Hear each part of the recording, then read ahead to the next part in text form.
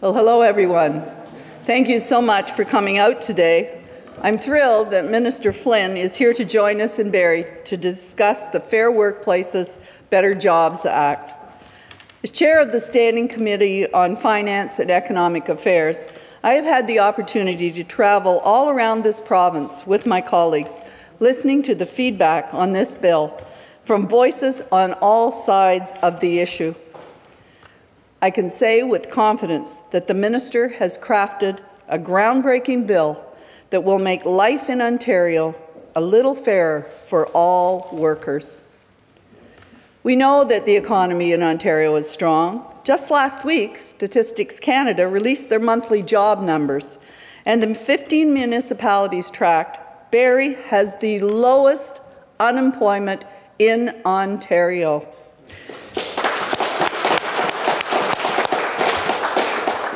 And it's the second lowest in the country with 3.4%, less than half of what it was only a year ago. That is amazing. We're doing very well here in Barrie. This translates to over 17,000 jobs in our community in the last year alone. Province-wide, this is a 17-year low. It is also important to note that more than 90% of the jobs created last month are full-time. That hasn't happened in a long time.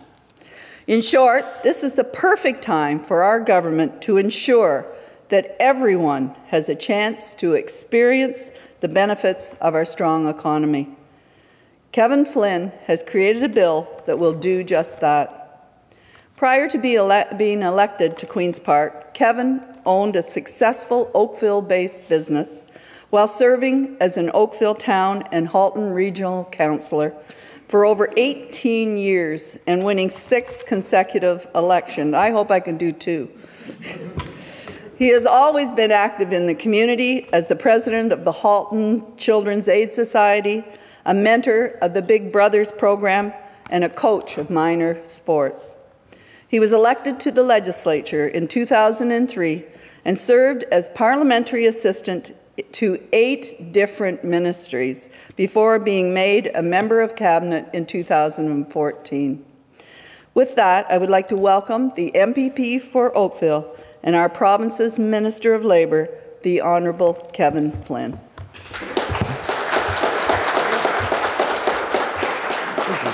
Thank you. That was very nice of you. Well, it certainly is a pleasure to be here today, and thanks to each and every one of you that have taken some time out of your own day to be here for what I think is a very interesting issue, and what I think is an issue that really impacts on people's lives throughout the province of Ontario. Now, those of you that follow politics will know that when you become a cabinet minister, you would get a letter from the Premier, excuse me, and it's called a mandate letter. And basically, it sets out what she or he expects you to do. And usually that mandate letter is sent privately. But this Premier Kathleen Wynne, thought, well, the entire province should know what we're supposed to do, and decided that these mandate letters would be public. And what she asked me to do, she said, you know, Kevin, we haven't looked at the Employment Standards Act and we haven't looked at the Labour Relations Act since the 1990s. Go out there and see if it's still relevant in terms of a 2017 economy. So we did that. We hired 2 very capable people to go out and to talk to the people of Ontario, to begin a conversation with people. We hired Mike Mitchell, who was a lawyer with a tremendous background in employment law, primarily from the employee or the organized labor side of things.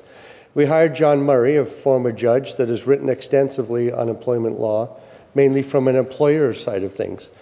Now, the good thing about it is that these guys enjoyed each other's company. They loved being with each other. They had a different worldview, perhaps, but they liked being with each other. They traveled the province and they talked to people and they talked about their experiences.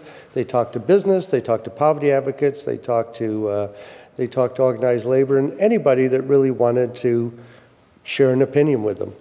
And what they found is that something that we had suspected for some time had taken place. In that the world of work that I entered as a young man, or the rules that applied in the 90s, simply didn't apply to the economy today.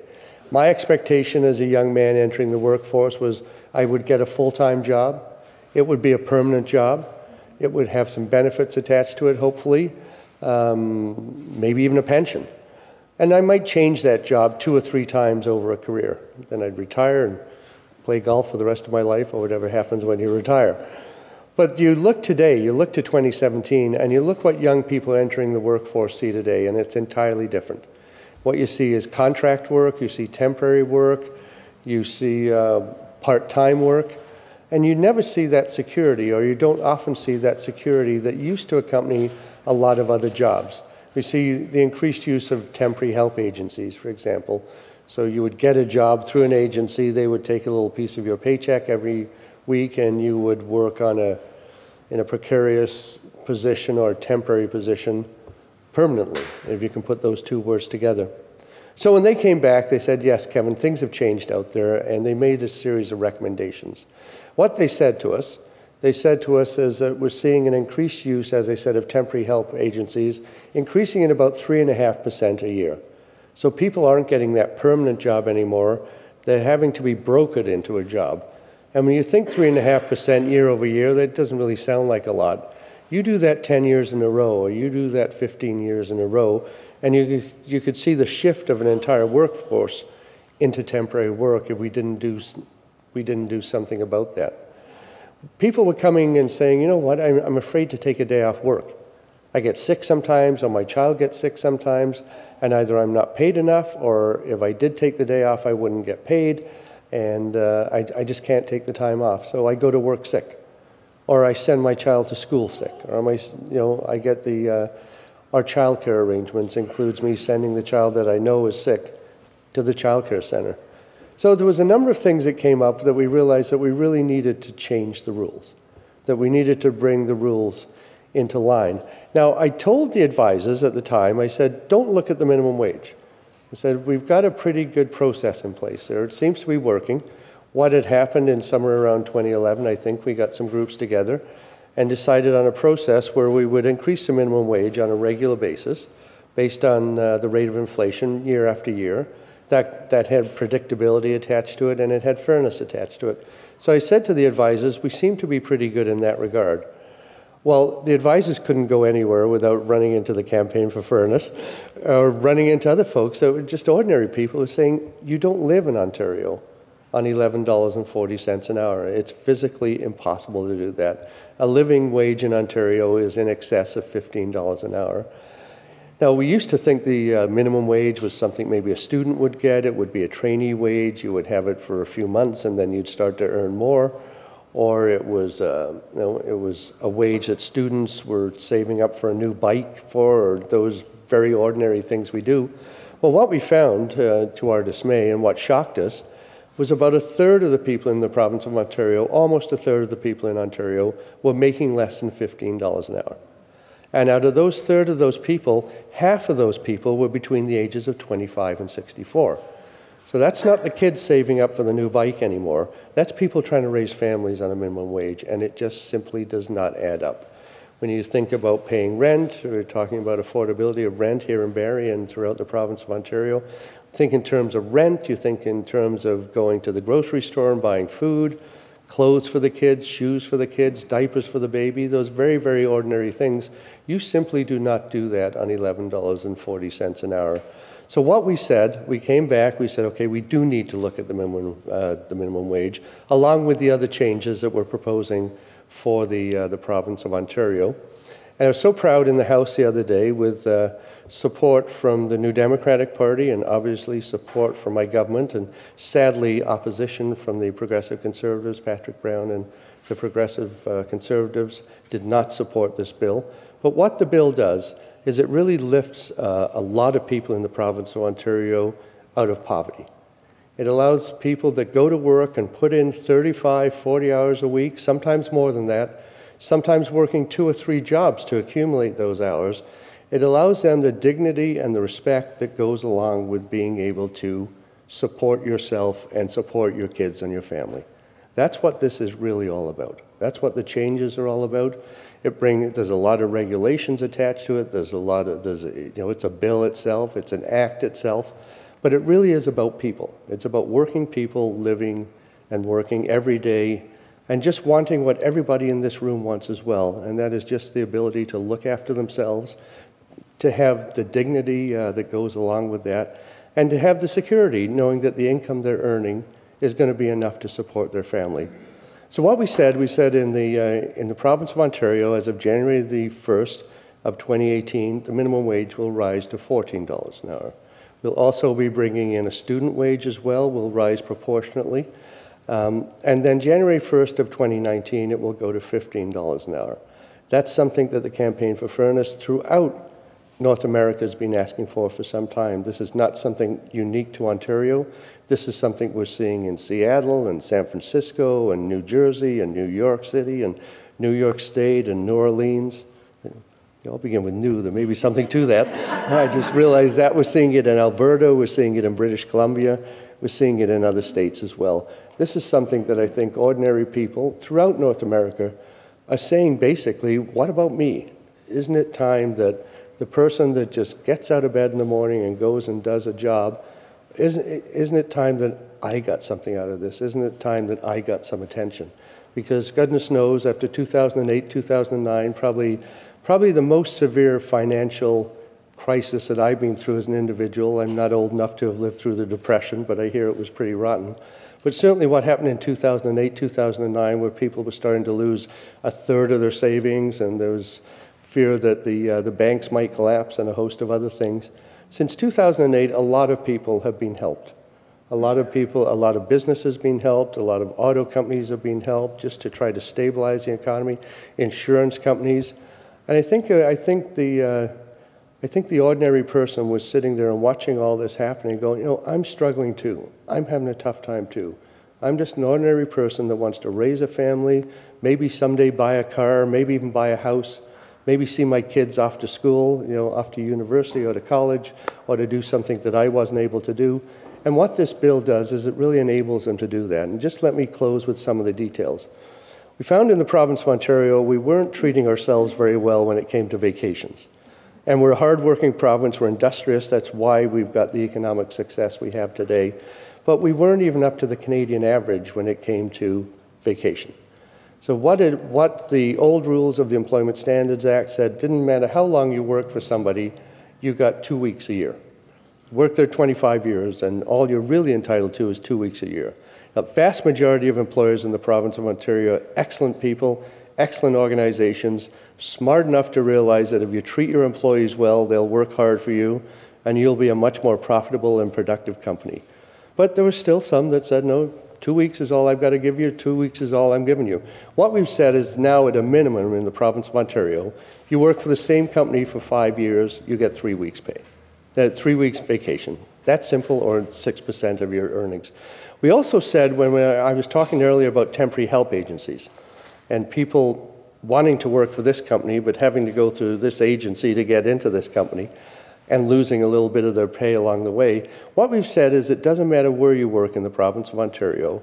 If you're working alongside somebody that's doing essentially the same job, you should make the same amount of money, whether you're part-time or whether you're temporary.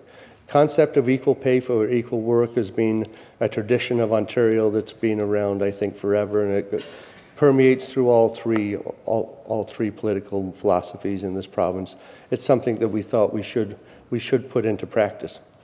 Also, it used to be in the province of Ontario, if you worked for a company that was larger than 50 employees, you got 10 personal emergency leave days off. So you had the right to take 10 days off, whether it was to go to the lawyers, to attend a funeral, to look after a sick child, if you were sick yourself. Any of those things that crop up in our daily lives that often we're not anticipating, but are very normal human experiences, you had the ability to take 10 of those days per year with no retribution from your employer. If you worked for a company that was less than 50 employees, which is a lot of companies in the province of Ontario, you simply didn't have that right. What we said is that right should be available to everybody, and to go along with what I was talking about on sick time, that 2 of those days should be paid. The first 2 of those days should be paid. So if you have the flu, you've got a cold, you don't want to spread it to the other employees, you shouldn't be afraid to not go to work, at least for 2 of those days in a year. So these are the types of changes that we've made along the way to help people out: an increase in pay, increase in working conditions, and increase in the quality of the working conditions. Because in the province of Ontario, we're doing very, very well, as Anne said. We're leading the G7 in economic growth, and a lot of people go, well, that sounds good, but what's the G7? Well, the G7 is some pretty strong economic powerhouses that are out there: the UK, France, the States, Japan, some of the top economies in the world. Ontario is leading them right now. We've got an unemployment rate that what Anne has said there is absolutely true. We haven't seen unemployment numbers this low in almost 20 years. So the forecasts for Ontario are for continued economic growth, continued GDP growth. So the economy is doing very, very well. What we've come to realize, and why I'm here today to announce why this is going to be such a great change, is that as we were growing, as this prosperity was impacting on our province in a positive way, it was leaving a lot of people behind. So some people were doing very, very well, and some people were just sitting at the bottom thinking, how am I ever going to get out of this? And often it was people who were trying to establish themselves in this country. They were new Canadians. They were trying to figure out what it meant to be a Canadian, how they were going to find that job. Often it was people of color. It was women primarily who just weren't prospering. With the changes that we've made today, that we made last week and will come into effect as of January the 1st, we're going to see a huge impact, I think, in the everyday lives of working people in the province of Ontario. Just want to close with one other thing. Yesterday was a day of remembrance, December 6th, for the women who were killed in Montreal in 1989 by a gunman.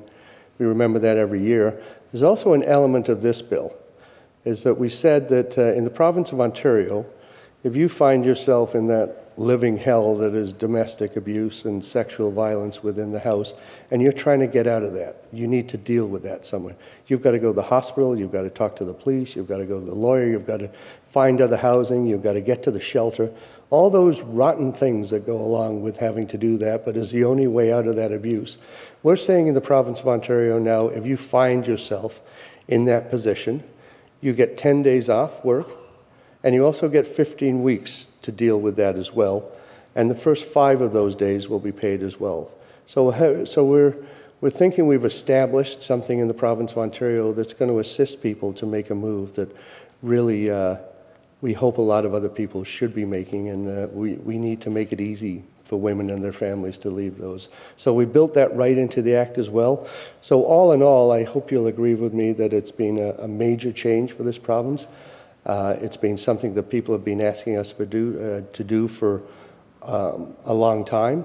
It's going to be challenging for some businesses. We understand that. So just in the fall economic statement, we suggested that the corporate tax rate for small business be reduced. And we're also assisting in the hiring process for those entry-level jobs, people that want to hire trainees, apprentices, people that are just trying to get a foot in the door, young people. So we're going to start to increase our grants to those companies to encourage them to continue doing that hiring. As I said, the vast majority of employers in the province of Ontario, excellent organizations, great people to work for. There's a subset, there's a smaller group of companies in the province of Ontario that think that the rules apply to everybody else but don't apply to them. And if somehow they can skirt the rules, that they will do that to their own ends. To make sure that doesn't happen, we also said what people said to me, well, Flynn, you can bring in all these rules and regulations. If you don't enforce them, they don't mean anything at all. So what we've also said is we're going to hire another 175 employment standards inspectors that are going to start doing proactive visits around the province so the business understands what the rules are. We're going to educate them as to how they can easily comply with these rules. But all in all, it's a great day for the province of Ontario.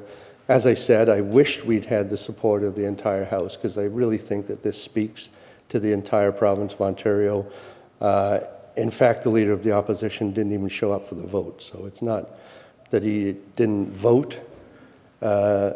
It's not that he would have voted against it had he been here. He didn't have the decency to show up, and I thought that was a real slap in the face to working people in Ontario after a lot of people in this room as well had worked so hard to get this plan put into place. So thanks for having me today, and Barry. It's a pleasure to be here, and it's always a pleasure to be with you. Thank you.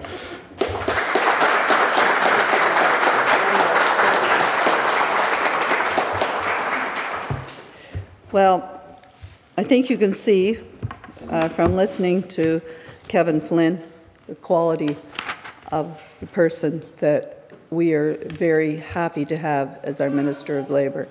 He is very fair and has worked very hard to make some compromises from the original bill to put in place an excellent bill that will be fair to everyone. You know, I've had some calls from small businesses very upset about the minimum wage going up and saying they're going to go out of business. My message to them is, if you're going to go out of business because on the backs of your employees, because you can't afford to pay them this, then perhaps you should reassess your business plan and reassess whether you should be an employer at all. I think that's very important. You know, often in politics you hear that it's the right thing to do. You hear that a lot and you go, yeah, the right thing to do, but we're not doing it. This is the right thing to do.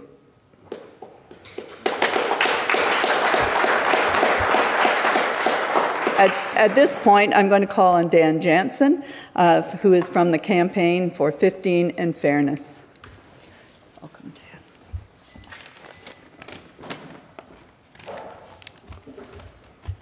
Thank you for allowing me to come here and speak today.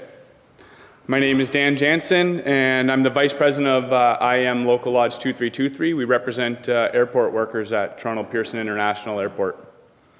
I'm also active with the Berrien District Labour Council, and I've been working hard as a community organizer with the 15 and Fairness campaign for almost 3 years. My involvement with this movement goes from educating people around the issues, and setting up rallies right here in Barrie and also at Pearson International. The most important part of this campaign was that it brought together various communities, student groups, and thousands of workers to bring fairness and decent work to Ontario. These changes to Ontario's labour laws and the increase to the minimum wage represent a historic step forward for workers in the province and right here in Barrie. The increase in the minimum wage will have a positive impact on an estimated 1.5 million workers. Low-wage workers that live right here in our community will benefit. We know that minimum wage earners spend most of their money right in their local communities. And by raising the minimum wage to $15 an hour, it will stimulate Ontario's economy by putting more than $5 billion into workers' pockets. Local businesses right here will benefit from this increased spending power. Meaningful equal pay legislation helps to close the wage gap for women and workers of color, since these groups are more likely to work part-time. And making sure temp agencies pay workers the same rates as directly hired workers will also help curb the use of temp agency workers. This is a huge source of precarity in our labour market. We also need to make sure temp agency workers get health and safety protections, the same as regular workers on the job. New rules will allow workers to decide between going to work or staying home when they're sick, or staying home to take care of a child or a family member. For many, 10 days of job-protected emergency leave, 2 of them paid, will give them peace of mind to make the right decision. I'm really proud to have been part of this amazing team that built up a movement centered around decent work and fairness in the workplace. We recognize this historic victory for workers, but our work is not done. Our movement will continue to push to close exemptions and loopholes in the Employment Standards Act to ensure that all workers are fully protected by these minimum standards. Thank you very much.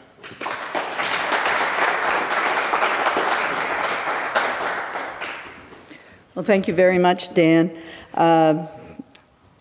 As Dan was saying, the money that these workers are going to make is going to go right back into our communities.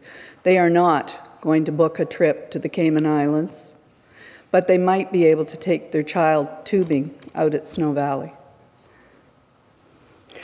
At this point, I'd like to call on Brandon Day. Brandon is with Community Builders.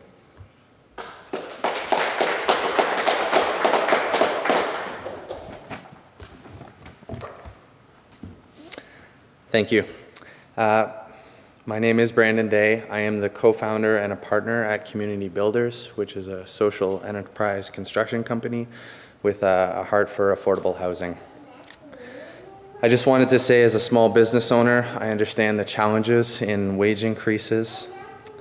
But today, I'm hoping to be an encouragement to others when I say your people are worth it. We have been a living wage company since we began only a year and a half ago. It didn't exist in Simcoe County at that time, but we took some averages around this area because it's something that meant a lot to us, and we feel like we're very happy with that choice. As an owner, I've always believed in sharing what I have with the people around me that make that possible. I think we would all agree working is supposed to bring a person out of poverty, not keep them in it. Try not only to see this as a cost to your business, but a cost savings as well.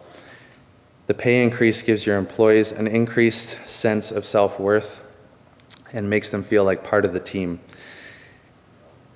This in turn leads to more productivity, less turnover, and training costs, and creates a generally happier and healthier workplace and environment for your team. So I want to challenge others today to take some time to creatively think on how they can meet these new standards and invest in the people, which I believe will make your business thrive and create an overall happier and healthier city. Thank you.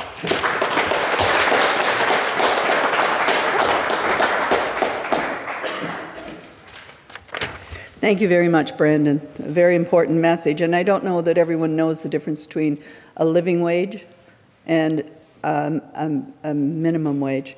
A living wage is actually, there is a group that figures out what the minimum wage or the living wage is for each city and town around Ontario. And I think Barrie's is 1774, which is, as you can see, higher than what we're doing. However, all of the, I think Sarnia, is it Sarnia or Chatham? The municipality of Chatham has already passed a motion, and they have been paying their people a living wage for some time. And there are many groups around the province that are doing that and have found that it leads to better productivity, more loyalty, less training costs for employees, and you have much happier, loyal workers. So that's it. Brandon was talking about the living wage, so I thought I should tell you what the difference was. I now call upon Jennifer Van Gennep, the Simcoe County Poverty Reduction Task Group. Jennifer. Good morning, Minister Flynn and MPP Hogarth and our other honored guests and colleagues. Thank you very much. It's a pleasure to be here with you today. My name is Jennifer Van Gennep, and I'm here today as a member of the Simcoe County Poverty Reduction Task Group, which is a working group under the Child, Youth and Family Services Coalition here in Simcoe County. We, last month, were the group that launched the Living Wage campaign here in Simcoe County once our calculation had been completed at 1774.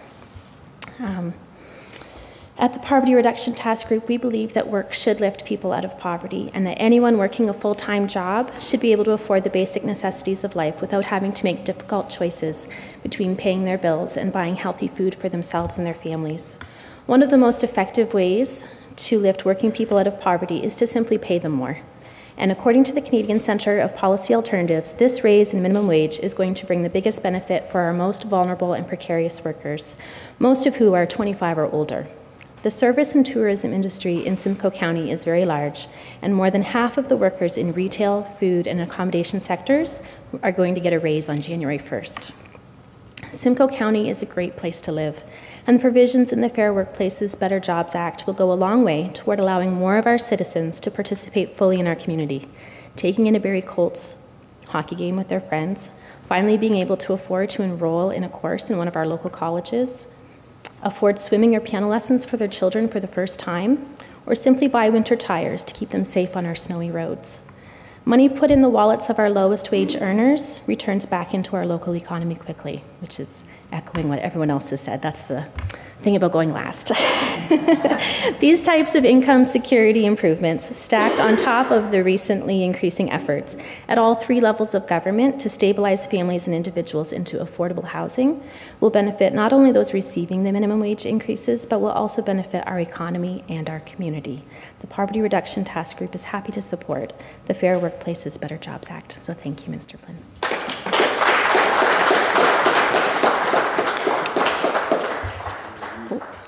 Well, thank you very much, Jennifer. And thank you to all our speakers. And now, if Minister Flynn, if you come back up, we'll now take questions from the media. You'll take questions. If there are any. Any questions? Anyone? I have a question. You mentioned that the process that you had probably would have been indexing this, the minimum pay with the inflation. That's right. And you decided not to. But in 2019, it's going to be $15 an hour. But the problem that I see as a small business owner myself is this. I recorded that 11:45 is my hour for people to live. I think it's a shame for our province, it's a shame for our country, really, that the people cannot survive with the work they do. I don't agree with that. Right. But what I want to see, because this is going to happen, let's say in 2019 it's going to be $15 an hour. And then by 2020, we're going to end up in the same problem. How about we can indexing the minimum pay with the inflation in 2020 going on? That way people like myself with the small business can forecast what's going to be the increase for the next year. Well, it's nice to have a question where you have a good answer for it, and the answer is we agree with you completely, and that's exactly what we're doing. Is as of 2019, when it goes to 15 an hour, April the 1st of 2019, what we'll look is whatever the inflation was for 2018, we'll apply that to the minimum wage. October the 1st of 2019, there will be, probably a smaller incremental increase to the minimum wage. So the idea is that it keeps up with inflation. That's what we liked about the old system. We liked the system. We didn't like the base, we didn't like the amount of money, but we liked the way it was being done. And I think business, for the most part, liked the way it was being done. People liked it. They got a raise. It kept up with inflation. Politicians liked it as well because it kept that political debate. It just happened automatically. It was something that people were entitled to. So while we're making this adjustment now to bring it up to close to a living wage, we also want to keep one of the best features of it, and that was indexing it to inflation. So that's exactly what we're doing. I just have one more comment that people say about a lot of business cannot afford to hire more. Actually, the province is going to save a lot of money because people which is in welfare, now they're going to leave the welfare and put them to work. I think this is a great idea because a lot of people are just talking about losing jobs, but how about the number of people is going to get back into the market? And we found, that's perfectly true. We also find out that people that earn at the lower end of the income scale spend their money within days. People who are earning minimum wage probably don't even have a savings account because there's nothing to save. I mean, you get that money in, it goes to the landlord, it goes to the grocery store, it goes to maybe a car payment and something like that, but it's spent within days. It's not stashed away somewhere. It has an immediate impact on the economy. So there's so many benefits to this. And there was some economists that came forward and told us, well, I don't think you should be doing this. There was far more economists came forward and said, this is the best thing for your economy.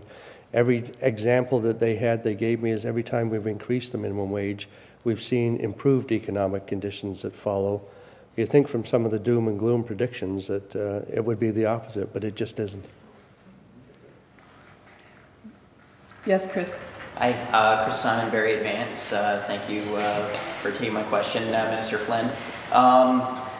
There was a photo circulating around social media not too long ago about a Barrie butcher who was saying that he was closing up shop after 30 years, blaming the Wynne government, mostly to do with hydro bills, but other factors like the minimum wage factored into his decision. What is your response to him and to the people circulating that photo who believe there's some legitimacy to his concerns. Well, I mean, we really are supportive of small business in the province of Ontario. We're supportive of all business in the province of Ontario. I think the Wynne government has an excellent track record when it comes to working with chambers of commerce, working with business associations, manufacturers and exporters, everybody that drives this economy. I mean, if things were so bad, we wouldn't be leading the G7 in economic growth. I mean, you've really got to inject a dose of reality into that. We wouldn't have low unemployment numbers if things were so bad. Individual businesses have to make their own minds up as to how they approach this. And some people from the business community have stepped forward and said, I can't do this, I don't want to do this, I disagree with this.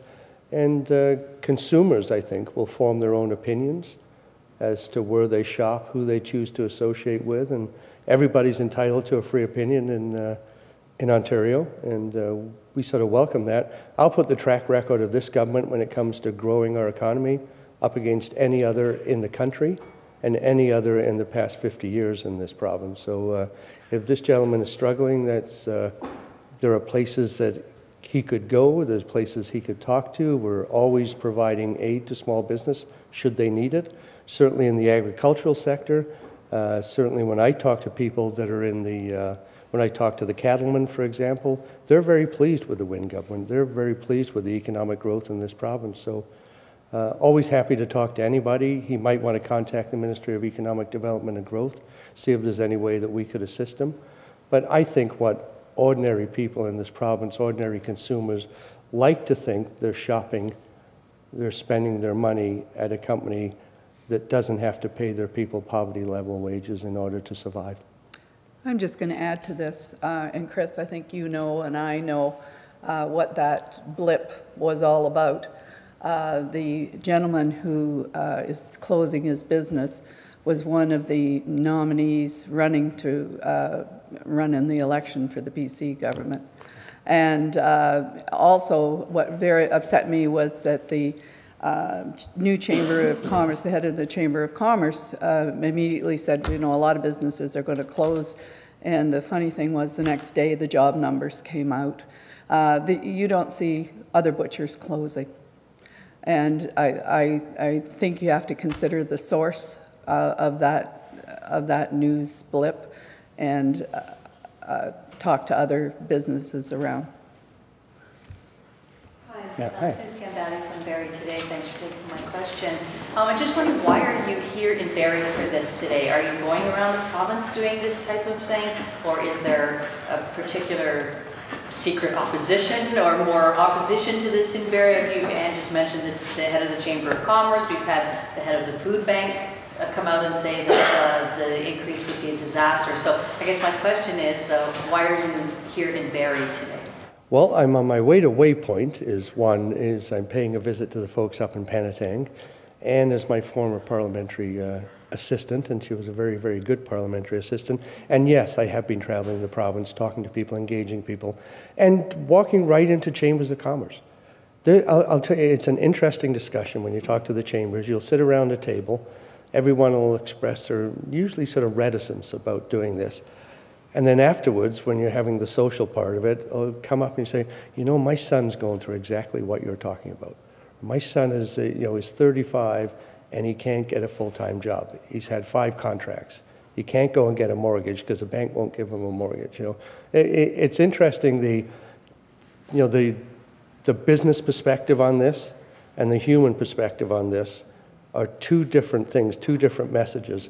But really, I think that the human side of this comes out. So there's no scheme or secret plot here. I'm just here because I'm traveling the province talking about the benefits of Bill 148, and we'll be going up and talking to the workers up at Waypoint after I leave here. Okay. Anyone? Yes, Mike. Just picking up on what my colleagues have been asking.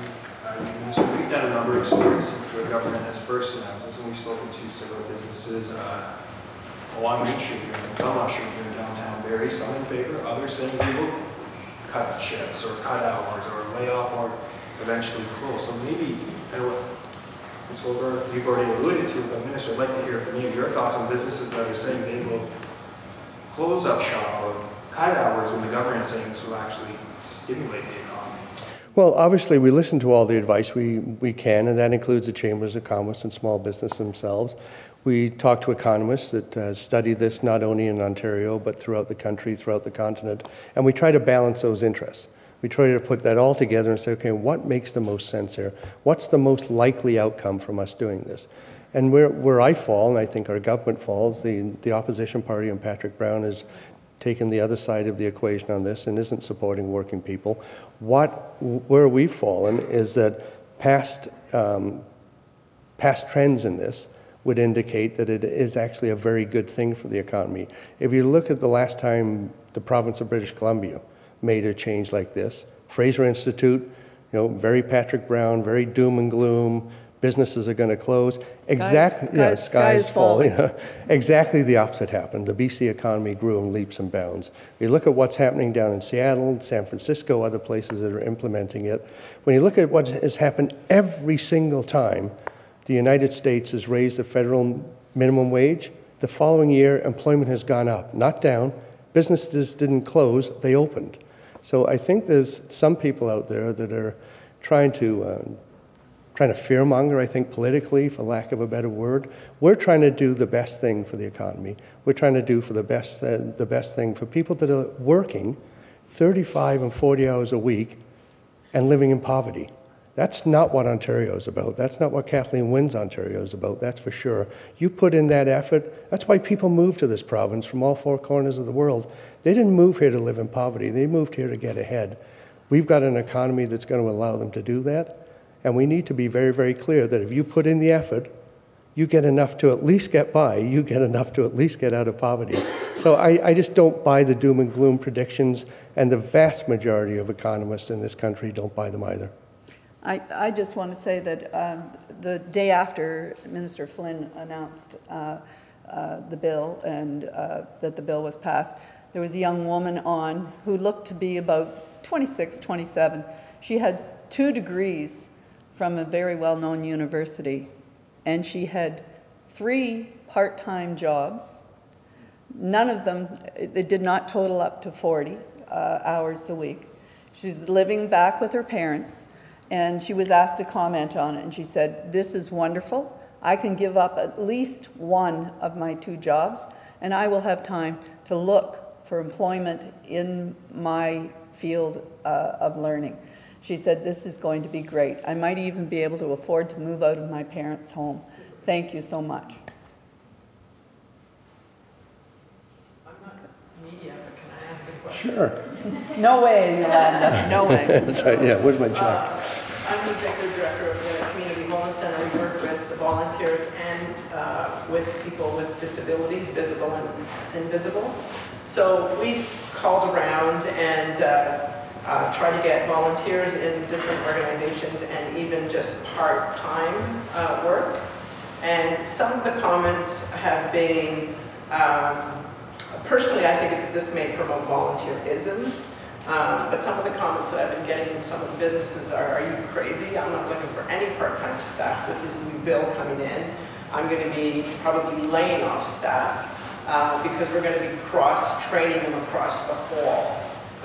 Instead of employees doing just one job, they're going to be training across the board, which I think is a really good idea, right? It's good to know a lot of the functions in your work. So how will this bill impact people with disabilities who are, working small hours part-time? They're not highly skilled. Some of them are skilled, they get trained in that, but will this impact those individuals who are just getting part-time work? Well, I don't, Yolanda, buy into the premise that this is going to cause unemployment, that this is going to cause people to lose their jobs. In fact, I think it's exactly the opposite. The evidence is that it's exactly the opposite. I mean, we've raised the minimum wage since 2003. We've raised the minimum wage in this province by about 70%. It was frozen at $6.85 under the Conservative government for 10 years before we came into office. We've raised it by 70%. You would think that if these economists that are telling us we can't raise it by 20%, You think if or these politicians that are trying to fearmonger us into thinking that if you raise it by 20%, you'll see unemployment. If we didn't see it at 70, why would we see it at 20? You know, when you think, it just does not make sense. People may be angry that they have to pay more. I get that. People may have a fear of paying more and think this may impact my business. But I think at the end of the day, that people are going to do what it takes to do business in Ontario. It's a great place to do business.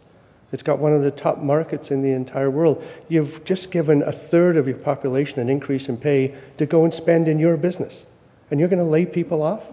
That doesn't make sense to me. If I've got more customers coming in the door, I'm hiring staff.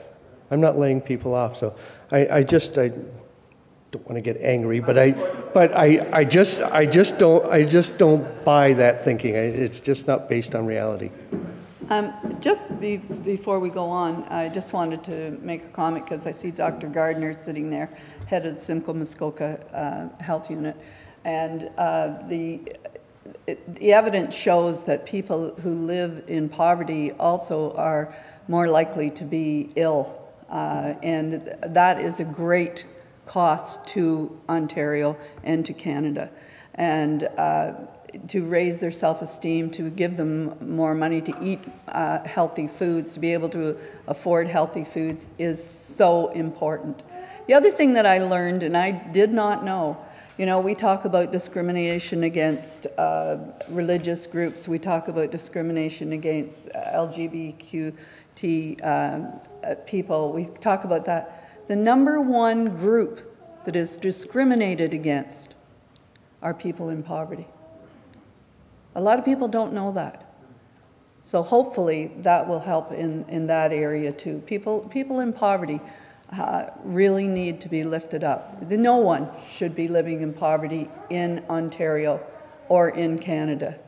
And that's what we're going to do. And don't get me wrong, I was raised a couple of blocks from here. This was Woolworths when I was a young girl. And my parents, they worked very hard. My father worked 40 years with the Ministry of, at the time, Lands and Forests, and he got up and was gone at 5 o'clock every morning and didn't get home till 5:30 at night. He worked very hard. My mother worked at the hospital over here and walked back. There was no such thing as two cars. You were lucky if the one car was working in order to get Dad out to Midhurst. But, one of the worst things I ever saw was my dad broke into my piggy bank to get money to put gas in the car. They weren't wealthy, they were public servants, but they believed and passed on to me that if you are doing all right, you need to help other people. Not give away the house, not do that, but you need to take care of other people. I'll give you an example. The circus came to town here in Barrie, as it always did, and a fella, probably about 45 or 50, died suddenly of a heart attack. And he was going to be buried, and they couldn't find any family for him. So my mother and father went to the priest and said, it's the right thing to do. We will pay for his burial. They didn't have a lot of extra money, but in that case, they believed that he needed to have a Christian burial. So those are the kind of things you have to have a balance, and I think I'm a Libra too, besides being a liberal. The scales in that sign, zodiac sign, say it all. You have to balance things. And I think that's what this bill does. It balances things. We try to get to be a little fair. Excellent. Thank you all for coming today.